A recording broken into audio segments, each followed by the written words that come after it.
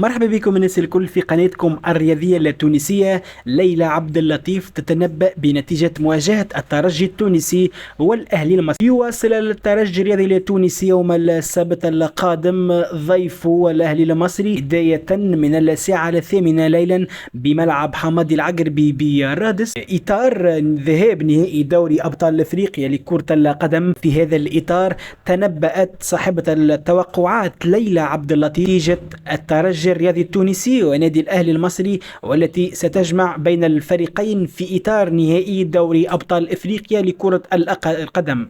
وأكدت ليلى عبد اللطيف أن الترجي الرياضي التونسي سيحقق الانتصار في إحدى المواجهتين سواء ذهابا أو إيابا. وأضافت ليلى عبد اللطيف قائلة: لن يستقبل الترجي الرياضي التونسي أهدافا في النهائي بفضل دفاعه الصلب، واللقب سيكون الأقرب إلى الترجي التونسي.